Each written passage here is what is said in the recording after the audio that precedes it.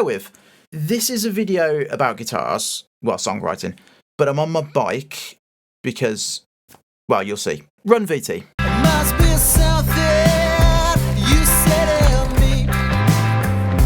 Must have set your net to drop on top of me.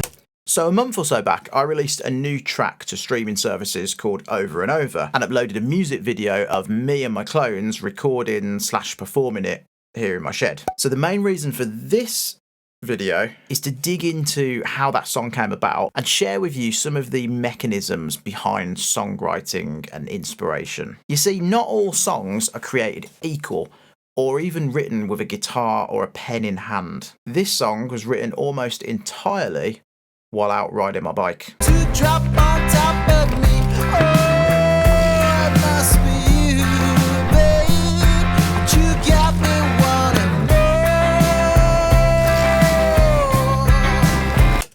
So to delve into this song, we need to take a step back in time to lockdown 2020, where we could only exercise once a day in our local vicinity. Now, I love mountain biking, and when I'm not writing music, I can normally be found somewhere on two wheels. Problem is, I live on the southern edge of Birmingham in the UK, where there are no mountain bike trails.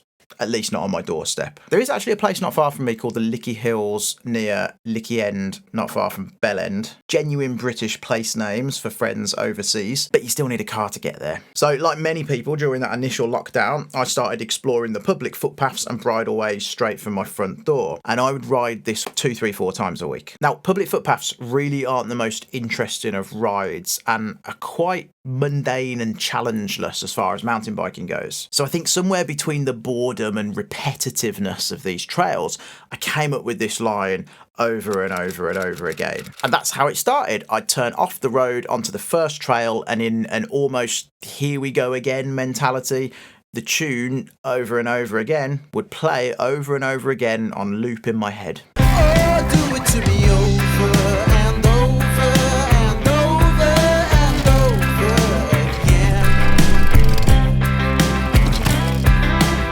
Please take it with me over and over and over and over again. Over the next few rides, I had those first lines play around in my head. Must be something you set in me, must have set your net to drop on top of me. Now, these lyrics didn't mean anything, they literally came out of nowhere, but they started to give me a clue as to the vibe and feel of the song. The rhythm and punctuation of that line, must have set your net to drop on top of me, gave the song a certain swagger. So those first two lines help set a bluesy old school vibe for the song, whilst also giving a hint of theme or storyline. In this case, the first person narrator seems to be talking about a seemingly bad person holding him or her captive. But the chorus line, do it to me over and over again, suggests wanting something over and over again. So this idea or theme of obsession with someone or a toxic love with someone that you know is bad for you, but you can't get enough of them. All I had to do now was write the rest of the lyrics. Maybe it's disease and I'm unwell. Maybe you picked me up and dropped me off in hell. Oh, maybe it's heaven with you, babe, when you look at me that way.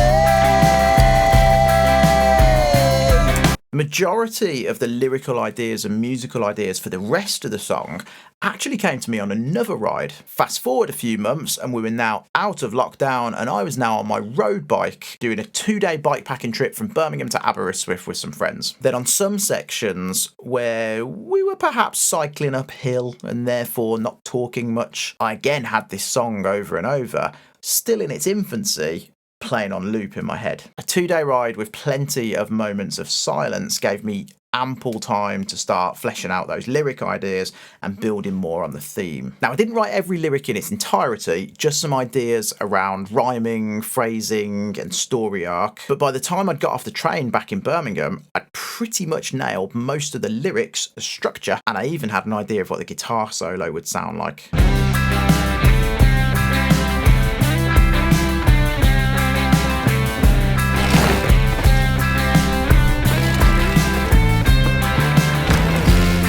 And so all that was left to do now was finalise the lyrics and record it. But I hadn't once tried it on guitar. I didn't even know what key it was in, let alone the chord progressions. But that was simple enough, like listening to an existing song and figuring out what chords are being used.